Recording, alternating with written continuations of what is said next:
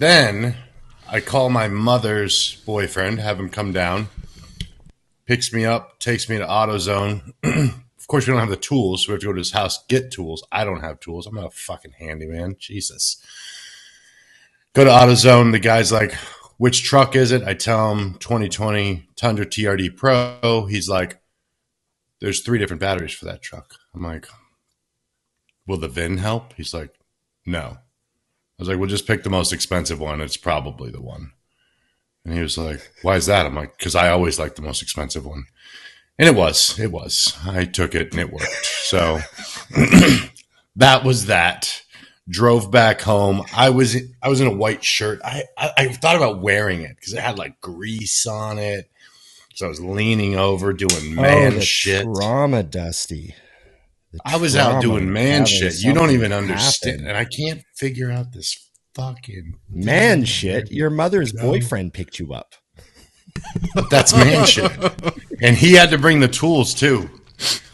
Really, you have to understand something, Ron. I'm a supervisor. Okay? I don't need to be out swinging the axe. I just point at the tree. That tree needs to come down. I understand. That battery must be replaced.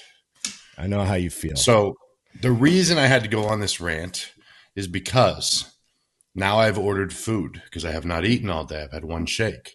So those of you who do not like watching me eat while muted, while someone else is talking, Scott will put a timestamp. Dusty starts eating at 48 minutes. Just make sure you start eating after I finish. I've had a similar day, and that's why the food's happening right now. See? So if you don't like it, hate Scott right now. Hate me around 48 minutes because we just put the order in. Oh, goodness. Ron, you're the only saint here. Don't forget, all of this rant was brought to you by Mutant.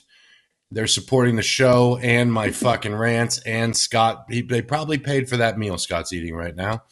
And Dusty20 is the best discount code you can use at IamMutant.com. The second best, it's Big Ron 20, but that one's a little less discount.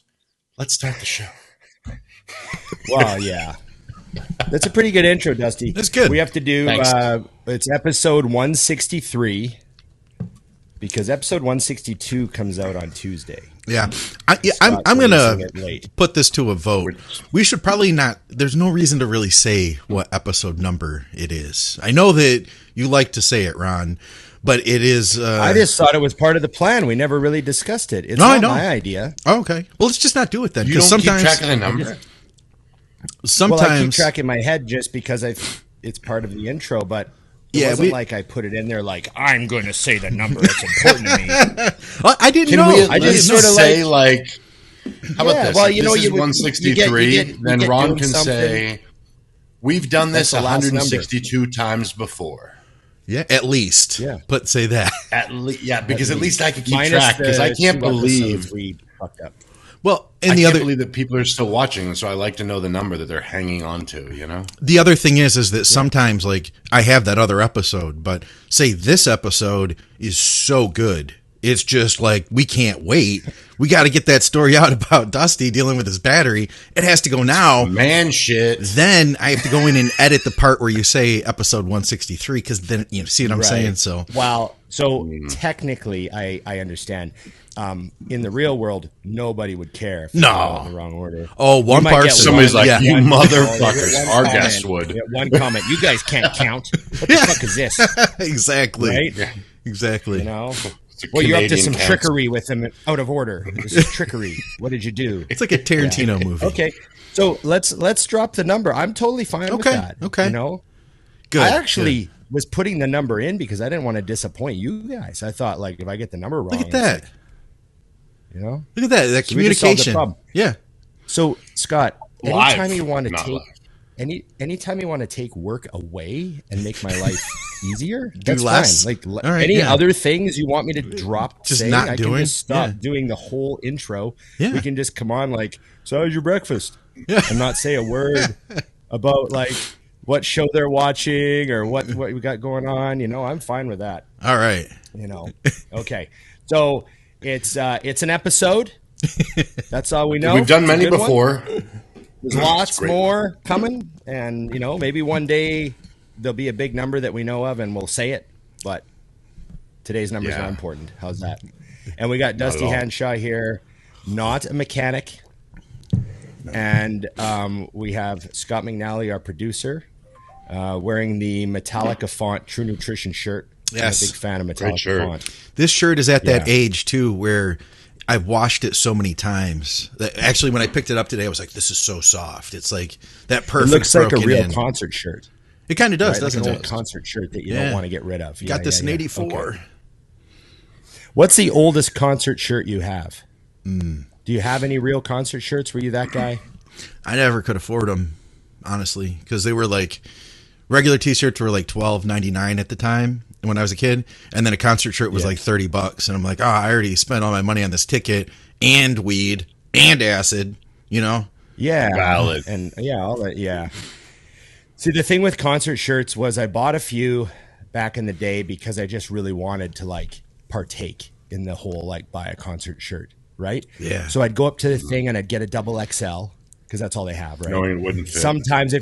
Sometimes if you're lucky, if you get there early, they got some 3s and 4s because there's a lot of big fat people go to metal shows and stuff, right? You get those like they'll have a handful of big sizes, but most of the time I go up there, double X is all they have, and you buy it, but it's like an old school Gildan. So when you put it on, it doesn't fit. No. And then you just never wear it. Yeah. Yeah. Truth. That was my concert shirt experience. Okay. So I put up a question box. Ooh. Oh, we got to do like, share, subscribe. There's that. Comment. Ring the bell. Comment with questions. We're keeping that, I assume, right? We're keeping that. We should. We need it. We all wondered why you were doing that as well. All the shit you've been doing, we just didn't know why. Yeah. Why does Ron do all this random stuff? We didn't want any of this. I don't know how it got the name for this show. It's just bodybuilding. We never talk about bodybuilding. Anyways. No. Did you see we got another comment on that last week? I did. Goes, it's just bodybuilding, but you actually never finished answering a question about bodybuilding. Failed to answer the one bodybuilding question. That was good. I read that and I was like, oh shit, I think that's true. Yeah. So here's the stage I'm at in my life. I'm not making anybody any promises. That's where I am now. I'm just like, you get what you get. I'm here. I'll be here tomorrow too. I'll be here. I'll show up. I'll do my thing. I'll get my stuff done, but I'm not making any promises about extras. You know? Beyond that, yeah. Extras being like covering the things that the show is about. Right. Anyways. I will be here with a camera and a microphone. Yeah. But you did do a question box, which is why I did not do one. Because I saw Ron had one, and I was a little behind the 8 ball. Yeah. And I foresaw the fact that I would have a battery die later, so that was it. Ron, do we have questions, good questions already from you, Scott? We have some YouTube questions. And also, I wanted to just mention, I saw this morning, I rolled over, looked at my phone, and then I started scrolling on YouTube, and I saw Jamie the Giant. He had posted a new video. He was like, hey, my trip to Canada. So I didn't watch the whole thing because I was just waking up, but I saw him in his hotel, and he was like, hey, I just got back from West Coast Iron. I had to text Ron to tell him it was such a cool gym. And he said, he was like, and I smoked a few spliffs the other day. He was like, and I've never done that before in my life. Like a day of traveling. I think I was up for about 32 hours. So I spent the first 2 days like catching up on sleep and had a few spliffs. I've never smoked weed in my life, but to be honest with you, it's quite nice. In terms of like helping you just switch off and sleep at this stage in prep, it's proven a very handy tool to be able to have. Hey, and it's legal in Canada, so thank you very much, Ron, for the hookup. It's something that we may consider trying to get our hands on in the UK. We will see. The laws are a bit different there, but it's very easily accessible, so we will see. But anyway, I have to ask, were you there for this? And if so, he was like, I liked it. So the thing is, in Vegas, yes, Dusty and I, we kind of ruined Jamie the Giant. I would like to say we enhanced him, but Enhanced his life? I don't know. His life You'd have is to check better back in a couple now. of years and see where he is in life. Yeah. Because people who start smoking weed when they're 36, either they really step it up because they're enlightened, Yeah. or it's just the beginning of the end. And Yeah, everything just comes apart. So we're going to keep a close eye on Jamie because I'm waiting for his wife to call me. He's back in England now. Okay. And I know that he's looking for weed. Okay. He's going to be like, I'm going to have to get some of this. It's just for the prep, though. And I could tell I'm waiting for his wife to call me. She's going to call me and be like, what the fuck did you do? He's such a with bad an influence. angry British accent. Yeah. Yeah. Yeah. So The we thing got him in is, though, Vegas. Scott, it wasn't on purpose, okay?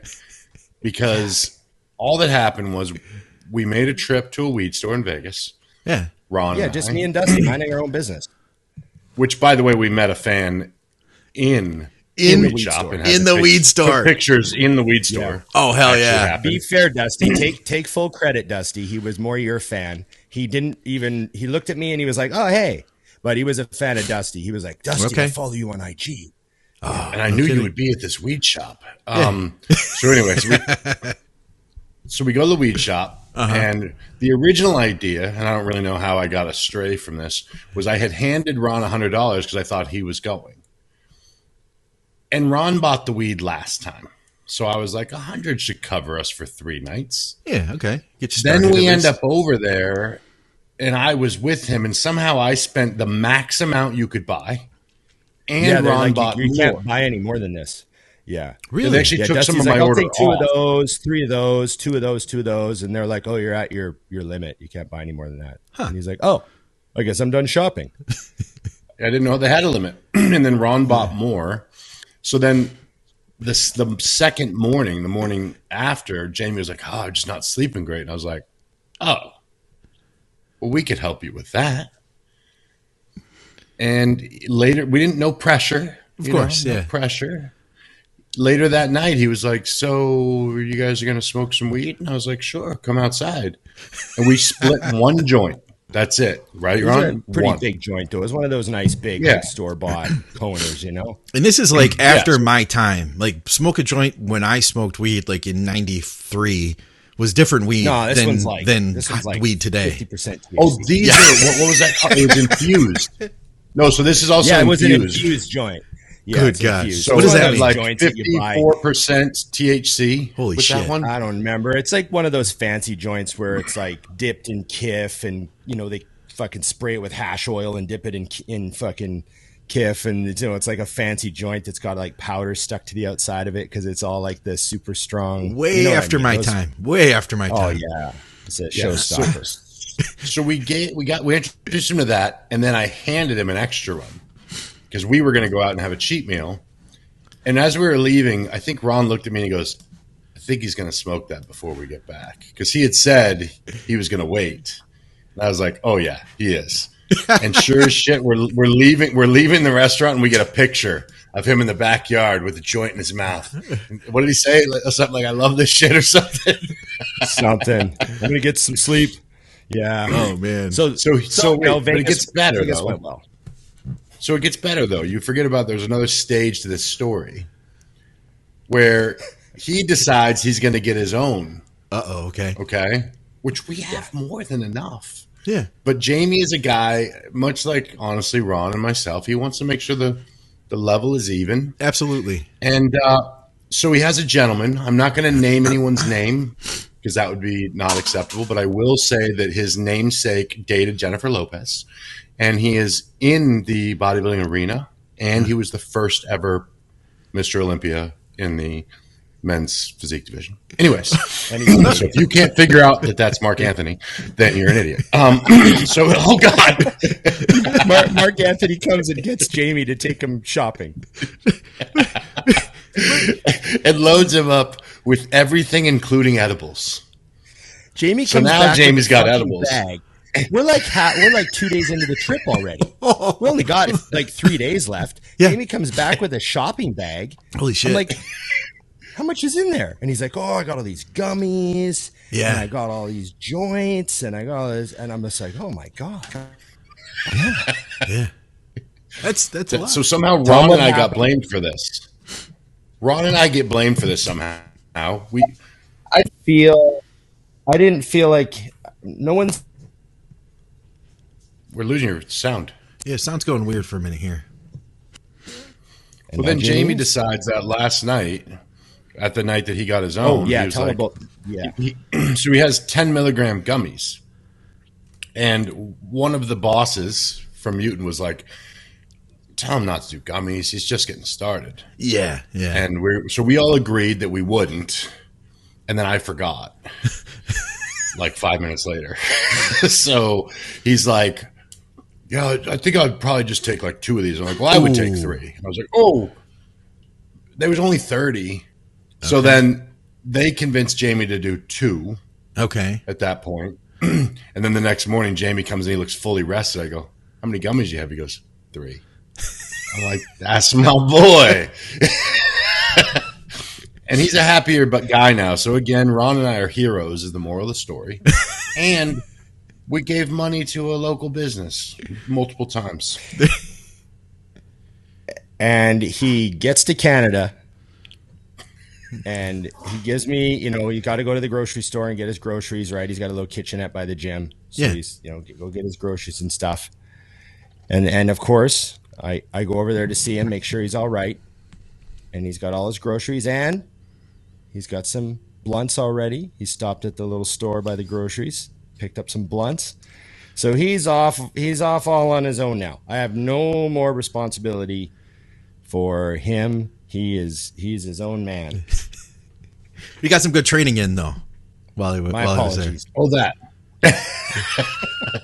Actually did have great training because of it, because he slept well. Yeah. Okay. Yes. We're going to do YouTube questions. We got some YouTube questions. I have a handful here. And we did have a weed question, so we'll have to get to that one. Should probably lead with that one. I mean, Jesus. Well, let's see. Yeah, So we're already on the We're on topic. topic. Let's just lead with that one. All right, let me see which one this is. Okay, here we go. Ron and Dusty, tell us about the best experiences you've ever had on edibles and the worst experiences you've had on edibles. Could be the same day, even. Never know. So I only had, I had 2 times where I ate weed and I was like, pretty like messed up. I haven't taken that many edibles. I took a 10 milligram. I'd say the best experience I ever had on edibles. How's this? The best was I took a 10 milligram edible one time and I went to Armbrust Gym and trained back. And I had a killer workout. And I did some extra volume because he had all these machines I wanted to try. And I of course killed it. Yeah. And I, rode the big blue and orange dumbbell, did dumbbell rows with the big blue and orange dumbbell, the Denver Broncos dumbbell, and I fucking did bent rows, and I used some fucking plate loaded machines. I just had a killer back workout. And I remember that was like, I think that might have been the first time I'd taken an edible, like in like decades too, like a long time. So it was like a good, like, oh, that was good, because it was a real pleasant experience. It was only 10 milligrams. So it was like, my music sounded awesome. It was good. The worst was also still like cool. And I've told that story before, so I won't tell the whole thing, but I think it was like 96, it would have been like 97. I went to a Nirvana cover band in Australia and I ate 3 chocolate chip cookies that my buddy made, but I was out of the room when he told everyone just have 1 at the most. Ooh. And I ate 3 of them. And I was on my 3rd cookie and we were in his house and I was on my 3rd cookie and he looked at me and he goes, how many cookies did you eat? And I go, it's my 3rd one. He's like, stop. And I was like, oh. And he's like, these are really strong. And then I was so fucked up at that show. I was like melted into the wall. I couldn't even I was just mesmerized with how good the band was. Like they were incredible. And I remember thinking like they were perfect. They even looked perfect. The guitar player was left-handed and everything. So it was just, they put on a great show. The bass player was like 6'4". So it was just perfect. Yeah. And I remember just being so fucking high at that show on just cookies. Like I didn't smoke any weed or anything, just totally normal, but I just ate those cookies. And And then that scared me off edibles for a long time. That's why I didn't do them for so long. And then I had the 10 milligram Denver experience. So yeah, those are kind of my, I don't know. That's all I got. I'm not a big edible guy. If I ever take edibles, it's to like sleep on a plane or go to bed, but that's rare. Right. I was gonna say I don't have a good edible story because my first experience was bad. Huh. So after I got signed with Mutant, I had the issue with my neck, which I didn't know it was my neck. I thought it was my shoulder at the time. And I was on some anti-inflammatory pain, whatever. And a friend of mine suggested edibles. So he gave me, which was probably 30 milligrams now in hindsight. And he's like, just take these. And we were at lunch, so I took them. And I won't go with the long story, but let's just say it was about 8 hours to the point that I was worried that I might have fried my brain. Like I actually had like a conversation with myself. Like if I wake up tomorrow and I'm still like this, I'm fucked. Like did I? Because there's one of those things where time was standing still. Yeah. Like I told Ron this story when we were in Vegas, but like I laid down and I had told Evian, I said, I'm just going to lay down for a bit. And like hours had passed. So I came in the kitchen. I'm like, hey, sorry, I don't want you to worry. I know I've been laying down for a long time. She's like, I was like, it's been 7 minutes.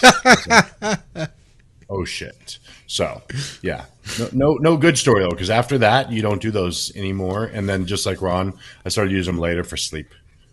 Right before bed. That's it. Like even Jamie had them. I didn't even ask for them. Like, What do you mean just like Ron? I started using them for sleep. Make it sound like I use them for sleep. It's the only way Ron can sleep. Only That's what I heard. for sleep, which Ron does it every day, like 40 milligrams from what I heard. I've honestly taken edibles. I've taken edibles like 15 times in my entire life. Okay, yeah.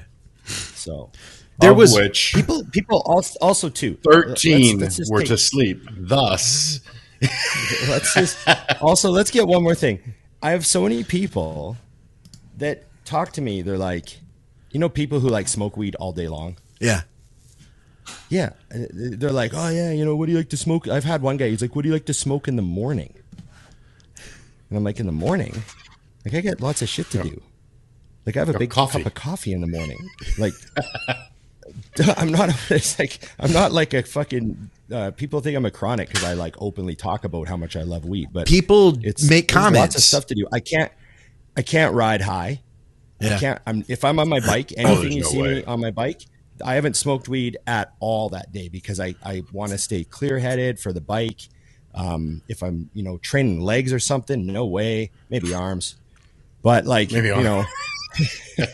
Maybe arms or maybe the shoulders. Show. I do have a hoot off the pen sometimes before the show. It makes people happy to know that, but not all the time. There's lots of shows where I haven't had any hoots off the pen.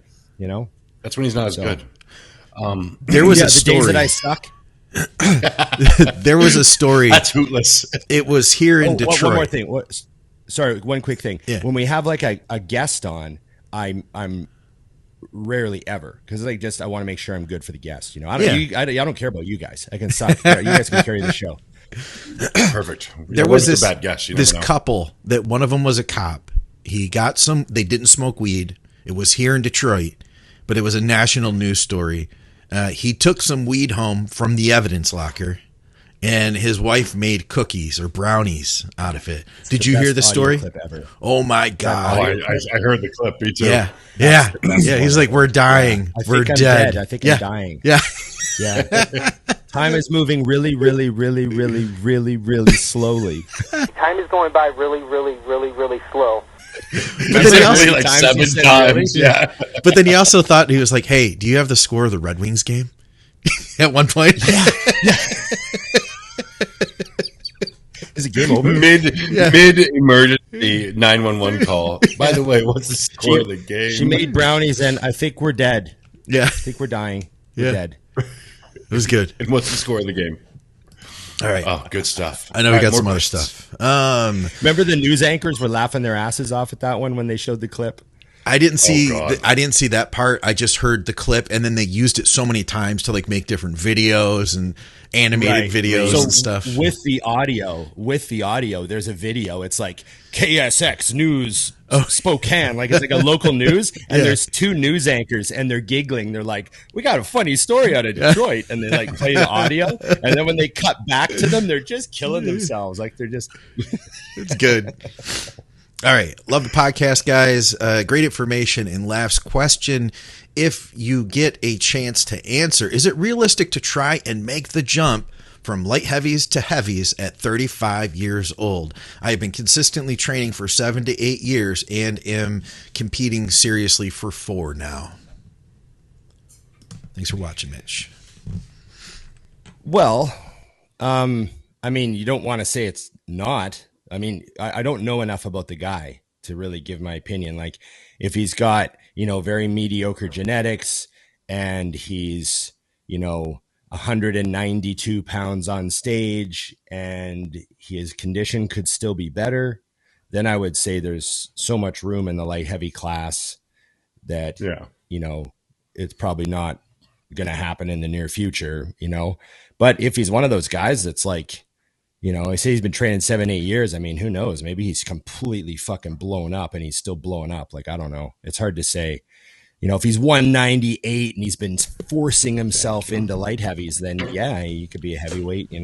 It's just not quite enough info. But a lot of guys that jump from light heavy to heavy. So think of the average height of most guys. What is average height? Is it 5'9"? Is that actually mathematically the average height? I would guess 5'9", 5'10", yeah. Because I feel like I'm average. Yeah, somewhere. So. I think I'll look it up. 5'8" to 5'9". I think 5'8" to 5'9" is the average height of a male. I have my food now. So do you want to mark this time, Scott? Yes. What? It's ASMR. Is that what it is? Dusty's going to do some ASMR. This is 5'6". This is just like the random 5'6", generic Google answer. It says human. Just for humans, so across the world, human. not just the U.S. Oh, we need to know guys. So that's half female. No. Human males 5'6", human females 5'2". But I'm thinking that there's some countries where people are really short, so they're going to bring our averages down. Yeah. So let's just say 5'9", whatever. 5'8", 5'9". Fuck what Google says. 5'9" in the U.S. Well, there you go. Oh, okay. 5'9", so it's just bodybuilding. Go ahead. So most guys who fit into that 5'8", 5'9" category, to be a heavyweight, like 200, 200 to 220, that's like, a good heavyweight where you can make the jump to the class and be successful. Those are like the guys with the better genes and, usually taking the good drugs, blah, blah, blah, that sort of stuff. You know what I mean? Like, most guys that are 5'8", light heavy is pretty big for them by the time they're dieted down. It's a lot of guys fall into that category. I know some really great bodybuilders that are light heavyweights at that height, and they're really good. So, they want to get to heavyweight because they need a bit more size. But I'm just saying that's a big jump. Yeah. I agree everything you said. My answer was even more simple. You need to get better. So just progress. Let it take you where it takes you. And like Ron said, maybe you put on 7 pounds, but come in 4 pounds harder and only gain 3 pounds and you're still light heavy. So I think that too many people like, can this happen? I don't really like to worry about the finish line. Just head in that direction and you'll find out because you love bodybuilding. You're only 35 and we'll see. There's so many, like you said, there's things that you don't know the answer to, but if you have to drastically change your drugs or, and start getting risky or, blowing out your food, which you've already been eating a ton, that's probably not in the cards for you. So all I suggest is try to be better every year and we'll see, because I really do think, like you said, Ron, I've had a few people that I've taken on where when they came to me, they were doing so many things wrong. And they were like a good heavy. And I'm like, give me a year. And they're 242 the next year in granite. Nice. And all you did was tweak little things because they were just genetically so good. And they were just making a lot of mistakes. Yeah. And then on the flip, I've had people that are just perfect. And I'm like, if we could just put on 3 pounds this year, like I'd be ecstatic, you know? So it depends on which camp you belong to. And even if you could be like a perfect, say like you came in at 197, right? And then you gained and you were perfect at that weight. If you came in at like 205 a year and a half later and you were just as good, I don't care. Compete in heavies, enjoy it, get in there. Who knows what you'll get out of it? You know, you could still do well, right? Even though, I mean, you're going to be giving up a lot of weight, you know, you could still do just as well. Yeah. Usually when you're on that level, you're shooting for the overall anyways. Yeah. I mean, that's what a lot of the guys that I train with are at that level. Winning is only winning the whole show. So if they lose to the heavyweight because they're 204, they're going to lose them at 198. Yeah. Too, so it's fine. You know what I mean? So I don't really like to worry about those because you are right. I didn't even think about that. A lot of people say, well, if you're not 220, you're not a heavyweight. And I'm like, no, that's not true. Yeah. You know, you can be 5'7", 5'8" at 205 and you're a freak. Well, look at what happened. Look at Didashak at the Toronto Pro-Am last December when he turned pro. He was literally 199. No shit. And he won the heavyweights in the overall. Easily. Huh. You know, so it's... Yeah, that's incredible. You know, and then the next day, David Henry asked him backstage. I was standing right there. He goes, how did you make weight for 212? Because David Henry didn't know me. He goes, where did you come from? And Steve goes, yesterday. And he goes, oh, yeah, right. Because like most people were like, you know, who are you, right? And he's like, I'm the new pro that just turned pro yesterday, right? Yeah. And then David Henry goes, how did you make weight? And he's like, dude, I'm like barely 200 pounds. That says a lot when Dave Henry can't tell. You know what I mean? It's all about illusion. You know, the illusion just can't be. You can't forget how important illusion is, and we get fixed on numbers and weight classes and all that. But at the end of the day, it's like, how do you look? Yeah. You know. All right, get another one here. Lukey, he says, another great one. I love insights into how it works behind the scenes. Question, with so many athletes prepping and traveling all over the place, Jamie from the UK, how do the athletes or you in the past handle your gear protocol? Will they be supplied, with air quotes, by the others living in that area? Curious about it, but I totally understand if you can't talk about it. Thanks for sharing your stories. All the best from Austria. All I'll say is, you know, you got to have friends in low places, right? And plan ahead. Plan ahead. You know, plan ahead. That's all I can say. Plan ahead, and you know, helps to have buddies everywhere. I've had both. I've had times where I was gone for 5 days, and I don't overanalyze the exact day I take a shot. So, like when I was traveling, like when we would go back in the day for 5 days to England, I'd take a shot the morning of my flight, and then I'd take shots when I got home. I didn't bother somebody. Now, when I did a longer stint in Australia one year where we were gone for 3 weeks, and I had friends that would just bring me literally a loaded 200 milligram shot of test because I was on TRT, but I didn't really want to fuck my levels up. So in different towns, someone would just bring me a shot and I'd take it and move on. I knew them. I knew it was good. So I never even saw the bottle. So there's, so when you're talking about just normal living, like quite often you just go do the trip. Don't even worry about it. I never ever worried about any of that stuff when I did all that traveling with Mutant. I just front loaded, maybe took an extra shot of test before we left or something. And then just got through the 5-6 day trip. But, if someone's like, you know, 4 weeks out from a show, 5 weeks out from a show or something, and they're heavily prepping and they're going for like a guest appearance or something, then you can bet they've just, you know, called a friend ahead of time and, you know, someone's coming over to their hotel room and sorting them out. You know, same thing we do with weed. Anyways. Yeah. Just like rock stars back in the day. What's Bidget? B-I-D. No, Bidit.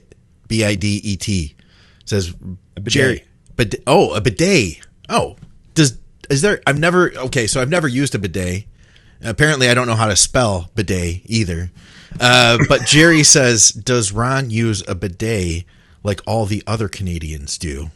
Or is he more? What do you mean all the other Canadians? Yeah, I was really confused by that. I was like, is this a brand of something? I've never seen a bidet in Canada in my entire life. Ever. Yeah. Okay. That answers that question. So They are awesome, for the record. the only places I saw bidets were I've been in some like really fancy houses where they had a bidet. Yeah. And I stayed in a couple fancy hotels where they had bidets. I don't even remember if they were in Canada or Europe. I think they were somewhere else. And yeah, I don't see them here in Canada. I don't know where they got that from. In Dearborn, which is the Arab capital of the United States, basically.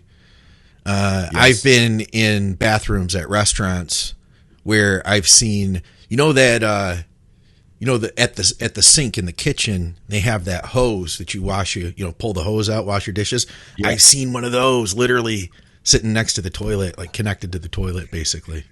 So that's interesting because Yeah. Get so right in I've there. Been in. That's funny that you mentioned that because I've been in a couple houses that were owned by Arabs.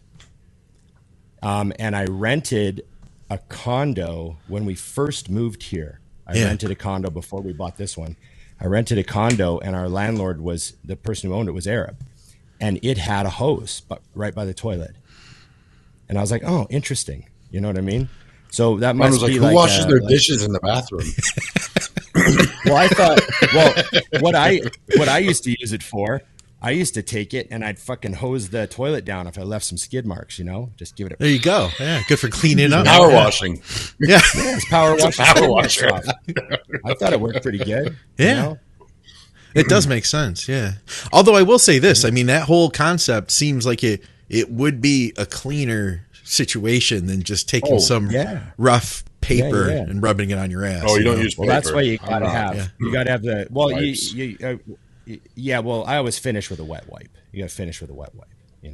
I wet wipe the whole time. I don't even need toilet paper. There you go, guys. That's very expensive. It's a pro tip.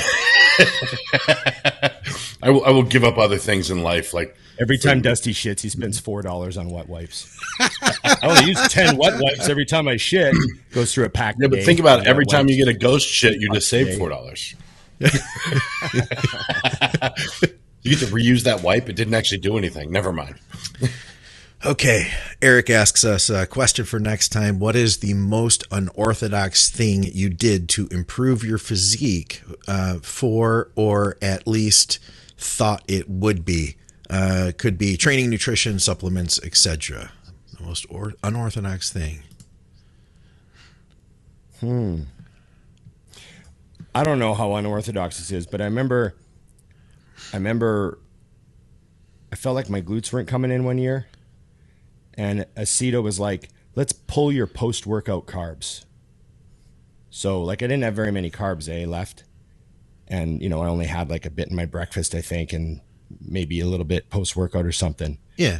And he's like, let's put those carbs pre-workout. And just use them to train and then don't eat any carbs after for the next 3 meals and go to bed with no carbs.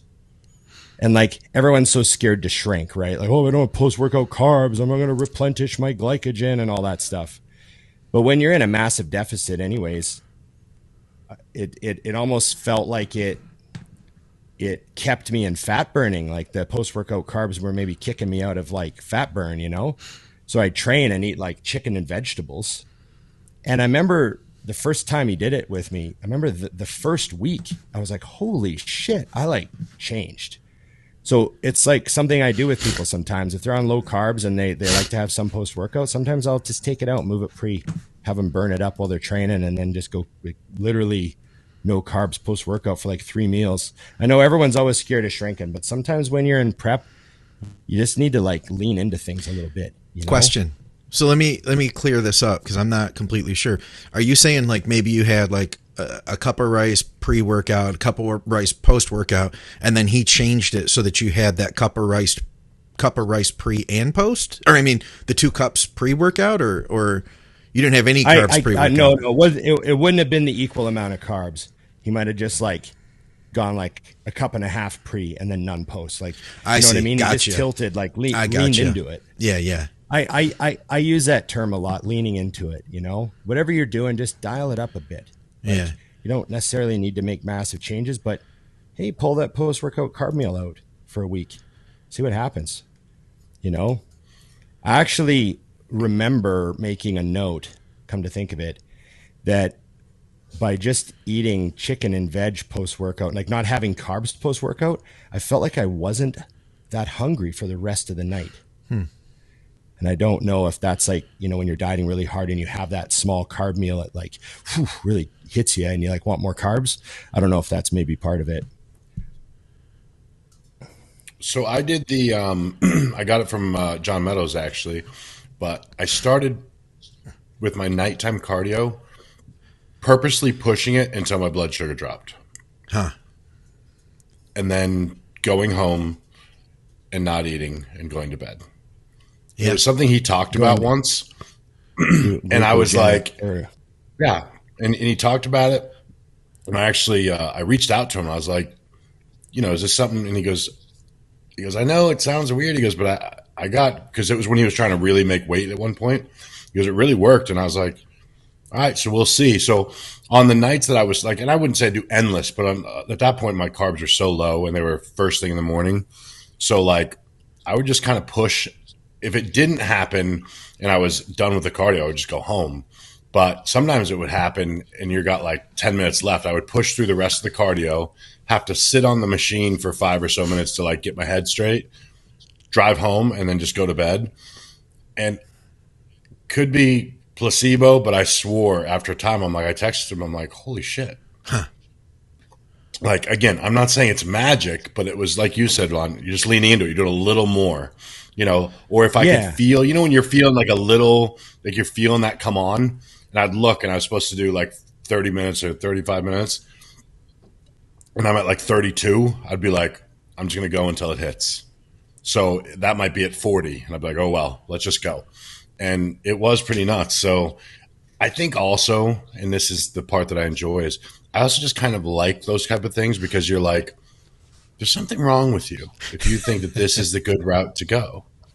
And I enjoy that because everyone else was better than me. So it was like I had to have something in my bag of tricks because it sure as hell wasn't genetics, muscle, shape, size, proportion, or any of those things. I never tried it. But I was always fascinated with the concept of it's very similar. It's exactly the same, but just augmented. The guys that would take like 2 IUs of insulin and then do their cardio and then go to bed with no carbs. Good God. So it's like, so the 2 IUs of insulin or 1 IU.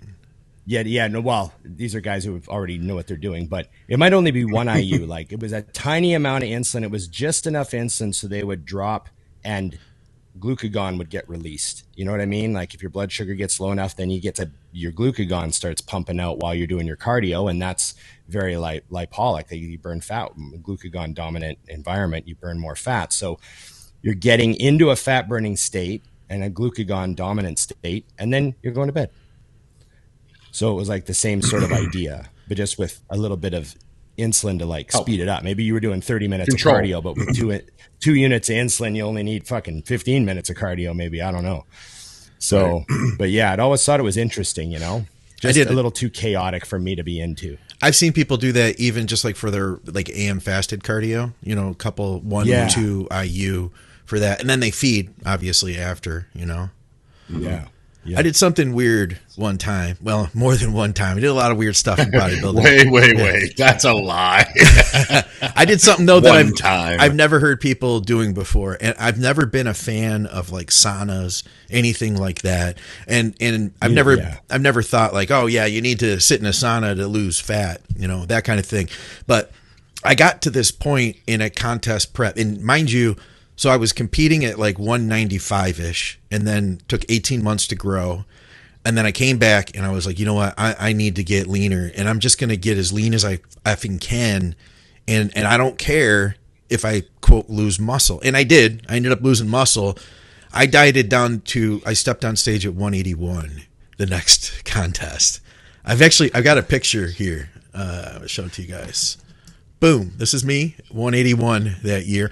Legs were depleted mostly, but I was pretty lean. Like I didn't have any fat left on my body at all that year, you know? And the thing that I did was just part of it was, you know, you sweat a lot at night on tren. And I started, like, as you guys said, lean into that. So I was like, yeah, I wonder what would happen if I like just put my electric blanket on me just on low. And I started sleeping with an electric blanket, and I'd wake up in the middle of the night sweating. So I had these towels. I put towels down, like beach towels on the bed, and I'd sleep with the electric blanket. I'd wake up like 3 hours later soaked, and I'd be like, oh, I got to change the towels, put the blanket back on. I'd do that all night long for like a month straight. You're a machine. And I just got psychotic, like crazier and crazier looking, you know? And I do think that there was something to it, because like I got fucking nutty. It was crazy looking. I never had any clients do that, by the way. But it you know, whatever it was just like this thing in my head. I was like, I'm going to do this, and I did, and it was an interesting experience. So that was my weird thing. Sometimes when the voices talk, you should listen, and sometimes you should tell them no. Sometimes drink some fluid and go to bed. Yeah. On the opposite end of the spectrum, I remember for the Albertas one year, the year I won the show, 99. It was my poverty prep when I was going to college. But I was doing my cardio at like 6 in the morning, and I was walking outside because I would have had to drive to the gym, and it was like minus fucking 20 Celsius. So I would have had to warm my car up, then go to the gym, and it would have been a big production. So I just walked outside, and it was winter time because I started my prep in February. So it was minus 20. There were days when it was minus 30, for fuck's sakes, which I don't know what that is to an American, but minus 40 is minus 40 on both scales. So yeah, so minus 40 is the same as minus 40 Celsius, and it would be like minus 30 Celsius. So really fucking cold. And I would just put my winter jacket and my toque and my gloves on, and I would just go outside and walk around the frozen lake by the house. And I would be fucking freezing cold when I left the house. Like as soon as I got outside, I'd be like, holy fuck, you know? And by the time I got about halfway around the lake, I'd be pretty warm. And I wasn't dressed for the weather. I was using like the speed of my walking to like warm me up. And I remember just thinking like how effective my cardio was. Like fat was just falling off me. And, you know, they say if you really want to like generate thermogenesis, you know, fucking cold. We should sit in fridges all day long, you know, and shiver. Sit in fridges and shiver and stuff like that. So that was, you know, maybe it was like accidental cold therapy. I didn't mean to be doing it, but I was doing like cold therapy cardio, you know. Nose would just be frozen when I got back, like fucking fingers were blue, you know. So, and I'd shiver while I was making my breakfast. I'd still be shivering, you know. Oh, God. It was just, yeah, it's good. For all Americans or Europeans, toque equals beanie. Moving forward. I was wondering if we should. Knit cap. I as you said it, I knew it. I was like, I don't know that dudes are Googling. They've stopped everything. I'm done eating. They're annoyed still, and now you got to come up with a foreign word. Yeah, it's terrible. That's funny. So we got bidets and toques. Bidets and toques. Question for the next pod. Do you feel high volume and low volume physiques are different, and how? Ooh, no. I think that high intensity physiques look different. And what I mean by that is people who train hard as fuck. Because Jay Cutler trained hard as fuck in high volume. Ronnie Coleman trained hard as fuck in low volume, high consistency. Because it was actually high volume at the end of it, because he trained back thickness, thin back. Yeah, twice a week. Dorian trained high intensity, the true meaning of it, and they all look like granite and are built like brick shit houses. Yeah. I still think, you know, intensity of effort is the most important factor in the gym, with obviously you have to direct your energy in the correct way with form and execution, or you just wind up, you know, blowing everything. But, you know, I think intensity is the difference maker. And I think that all the other stuff is just like, tweaking of principles and distribution of effort, you know, and like some guys might put a little more effort into the prep sets and then less, and then don't do forced reps, but they do more total sets. It's just, it's, you know, it's all about workload at the end of the day and recovery. It comes down to what I've said this before on the show, but for those who haven't seen the many other episodes, because we're no longer listing the numbers that we've done, Chris Aceto, I reached out to him when we first started, and I said, do you have any preference to what style of training I do? And he said, yes, I want you to train fucking hard. And that was the only answer I needed because that is the answer. So I think a lot of people get really caught up. Same thing, like because I'm, you know, kind of the last poster boy of DC training that worked under Dante. A lot of people come to me and they'll ask, like, is the only way you'll train me DC? And I'm like, 85 to 90% of my clients cannot train that way. It doesn't work for them, or they're not ready for it. So, you know, training hard is the magic. I also love when people say that Jay used to train light. Well, he trained light and a lot of volume. I'm like, are you out of your mind? I've seen him incline 405 multiple times. I've seen him bent row 405 multiple times. Like, light in what? What are you talking about? Yeah, like, for he wasn't doing singles, no, but you know, it's funny when people say that because they just decide that it had to be, and I'm like, I've seen it with my eyes in front of me. Yeah, like he'd never trained light. Yeah, and he trained hard as hell and fast. Actually, Jay trained a lot like you, Ron, like fast. Huh? Like you would do a set, fast. It went pretty fast, and then take a short break, and then go again. And that's the other thing. That's what made, you know, 315, 405 on a Smith heavy. Because I'm like, no, the dude waited like 63 seconds between sets. I mean, wow, that's heavy as hell. 315, dude. I mean, if you're a 500-pound squatter, then do 315, wait 60 seconds, do it again, wait 60 seconds, do it again. Tell me that doesn't start to feel heavy. Yeah. It's brutal. Yeah. You know? Yeah. All right. Got a few more here.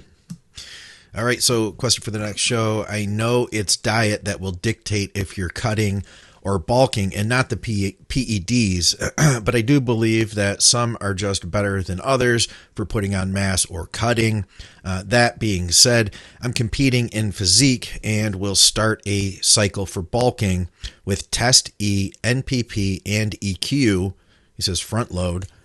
So how beneficial would it be to stack tren on a bulk cycle, which already has the base compounds, and how much more effective, if at all, is stacking 4, 5, 6 compounds on average doses instead of 1 to 3 compounds max throughout the cycle? I haven't thought that much about bodybuilding my entire career.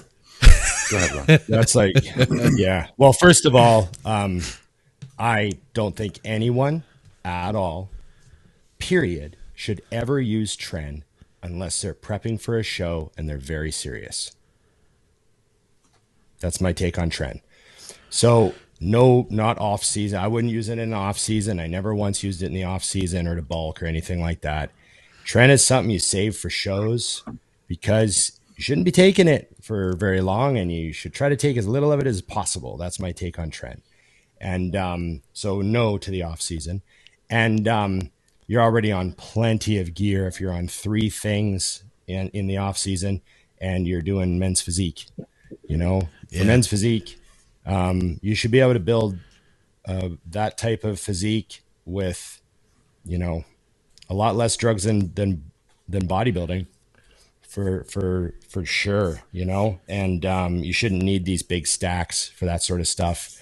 You know, there's too many guys in men's physique that have the genetics to do it that are on hardly anything. Yeah. You know, I see some of these men, some of the guys that are like almost natty, like I know who they are. You know, there's some like top level guys that I've talked to and they're like, yeah, I just like do like 250 test and 300 master on, and they look like super heavyweights in board shorts.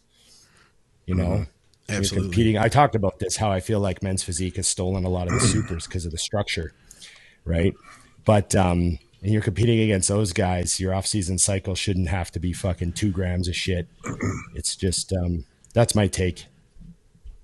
I don't know, Dusty. I mean, I don't know what I'm talking about. And seriously, you covered it for me. I mean, it's not even about men's physique. It's all divisions. Like, yeah, I think that, you know, I was kidding with my remark, but like, I think a lot of us overthink bodybuilding in general, but overthink the things that are the smallest details, and then underthink the others. Like, rather than focusing that much, I'd be like, okay, you've got your 3 drugs. Those are fine.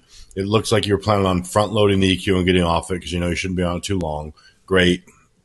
Now let's get obsessive about the training. Let's get obsessive about the rest. Let's get obsessive about the supplements that'll help that recovery beyond the drugs. Because if you're a billionaire and you were given the genetics that none of these drugs will hurt you, I still wouldn't put you on like 5 or 6 drugs at a time.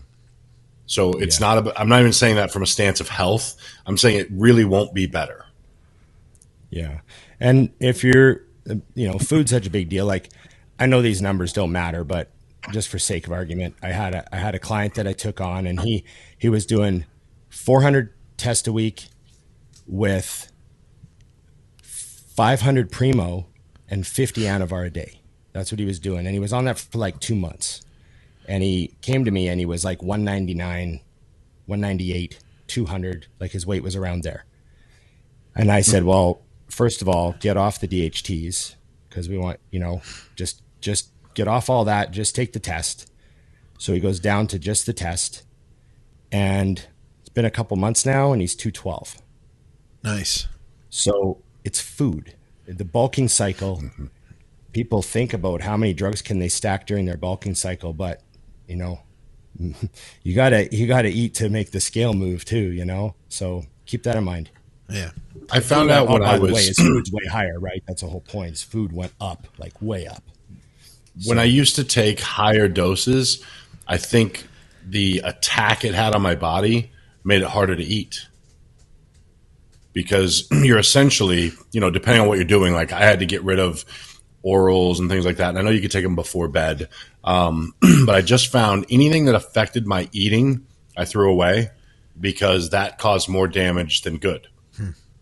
You know, so everything should go back to what can I do that allows me to eat as much as possible and rest as much as possible. It's like the trend thing. If it's affecting your sleep, it's not a good trade. Sure, you know, surely not in the off season. And I'm not as anti as Ron. I've had people take trend in the off season, but short basts, and they're not using a ton in pre-contest, or they've got 2 years of off season. But definitely something where if it was affecting their sleep, I'd be like, okay, we don't need it. It's not magic. We'll do something else, you know? So, but yeah, 4 or 5, 6 things. If nothing else, it just seems like a pain in the ass to take your shots. I got one more. As Dusty would say, we have a very important question here. Oh, yes. Fuck, marry, kill. Hot sauce. So easy. Mustard of any kind. Barbecue sauce. And go. Yeah. Mustard is Satan's semen. Okay. Fuck mustard. Kill mustard. I've never, how's this? I've never once used mustard on anything I've ever eaten on purpose. I accidentally ate mustard a couple times, and I was like, fuck. Ugh. So he means kill mustard, for the record. Kill mustard. Yeah. I would marry hot sauce, and then I would fuck barbecue sauce like as often as I could, and try not to let hot sauce know about it. Well, you're not Ronnie Coleman. You can't get away with barbecue sauce year round and still look. Yeah. Well, I don't like best barbecue sauce they make. Yeah. I don't agree with that either. They have that G. Hughes. I don't think the masterpiece is the best. You ever have that, the G. Hughes barbecue sauce? It's like made with Splenda or something. It's good. Yeah, it's solid. It's solid for sure. But so I have a funny tale. I was in the States somewhere. I can't remember if it was Illinois or where the fuck I was. And I was at a fast food joint. And I asked, I think I ordered like a chicken burger. I can't remember which one it was because you got all those ones down there that we don't have, right? Like you got ins and outs and steak and shake. And I can't remember where the fuck I was eating. And I asked for barbecue sauce. And when I opened the bag and pulled out the little barbecue sauce thing, it was Masterpiece. Huh. And I was like, oh, the best barbecue sauce they make. And I was like, I got the Ronnie Coleman barbecue sauce. So that was the only time I've ever seen Masterpiece barbecue sauce. Was I got a little container of it once. Maybe someone down there knows where the hell they give that out, or maybe they were just using it at the time. But I was like, fuck. I remember like being all like, this is Masterpiece. And I like took my time to really taste it. I was like, how right is Ronnie Coleman, you know? Let's try it out. Did you look bigger the next day? I think the pumps, it was like, there's extra salt in there or something. Something. High sodium. I can see that. I agree with everything he just said, so I have nothing to add to that Marry, Fuck, Kill. Okay. That's all we got on the YouTube, guys. Oh, okay. That's good. We smashed through it. Well, episode number, this is a lot of episodes, is all set then. We'll put the numbers still on the release. You know what I mean? We won't say it, though. Yeah, that way if we can move things around, if we need to move things around ever, then we're good to do that, you know? Is there anything else we had to talk about? Huh? No, we just really needed to talk about my dead battery, and we covered that, so we're good. Dead silence. I got something I can show you guys. I got to bring something home. Check this out. What's her name? Oh, is that the 22? Oh, what is that? This is the. That's not the Assassin 22 you had, is it? No, this is the Obsidian 9 on my Glock. Oh, the Obsidian 9, of course. Of course, yeah. I got to bring it home. You didn't know that right when you pulled it out? Yeah. Obvious. So, yeah, it's the cool thing with is, the extended clip. Yeah, the cool thing is, I already checked it, guys. We're empty here. Dusty, I have this feeling of freedom flowing through me just by sitting with him. You can also break this down. And so you can have less of a silencer? Yeah. In case you want, like, you know, a little bit more mobility inside the house, this cap comes off, you pop it right on there, and then it's only this long. It's not as quiet. Is that like if you don't want the neighbor to hear, but it's okay that the roommate knows he's about to die too? It's for moving around the house so you don't blow your eardrums out, you know, but you still can, you know, when you're take care of clearing your business. house of intruders. Naturally, yeah. So I got to bring this home finally. Anyone who doesn't chip in for property tax is considered an intruder. Yeah. But yeah, I got to bring it home. I'm happy about that. This is freedom at its finest here. Fuck yeah. Can you shoot? I would like a round with nothing, a round with the half barrel, half silencer, then a round with the whole silencer, so I can hear. If you do that now, can you do a few desk pops? I mean, if I had the subsonics out, we technically could, but I don't think that would be the responsible thing, you know, here in the house. You don't have like an area of your house you can send rounds into? We just send rounds over to the east, yeah. What would it take? Like five mattresses with plywood between them? Would that stop the bullet? I don't even know. I wouldn't want to find out. But they do tests like that. YouTube, you know, you'll see all sorts of videos where they're like, let's see. Can you just Google it then? Yeah. You could. You could see how many like rounds. You know, how many. You could, and then you could do this. Let's do that. You mean like right now? like find a video of this? They do have. That's a 9 for mil? next week. You got a 9 mil? Is that your 9 mil? This is the 9 mil can, and now I have a 22 can that is still being held that I'm waiting for. Which that one you saw the video on that? That was very quiet. Yeah. Literally, it's just like a click, click, click, click, click. That wasn't even like a movie. That was less than a movie. Yeah. Yeah, that was so quiet. So that's the gun you'd need if you were like literally in a crowded subway station. Oh yeah, people would never know. You just walk right up, put 4 rounds up into a guy's heart or whatever, and just let him drop and walk away. Get on your train. Never know. You never know. Fucking perfect. I like that you made like a whole visual of this. Like Ron has had the need to shoot someone at a subway before, not the restaurant. Yeah. Wow. Hey, hide in plain sight. Yeah. But yeah, just walk right up to the table. Just walk right up to the table, and you just put. Since it's a 22, that's why the Assassin's always like double tap at least, right? You got to have a few rounds, right? And headshots. You got to do a headshot with a 22 so it rattles around in the brain. That's the thing about a 22 is you get a real small entry and then it doesn't come out because it just fucking. Yeah. Yeah. Yes. It's a good gun for killing people. Yeah. It's the assassin's weapon of choice because it's so quiet. Like, share, subscribe, comment.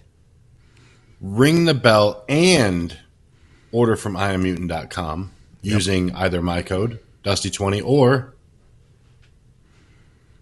Big Ron 20. there you go. He doesn't even know his fucking code. You want to order from a guy that doesn't know his own code? Anyways. Well, I don't order from myself, Dusty. It's like dialing, So Valid. Okay. I don't know your phone number either. Okay. Thanks, everybody. And remember, it's just bodybuilding.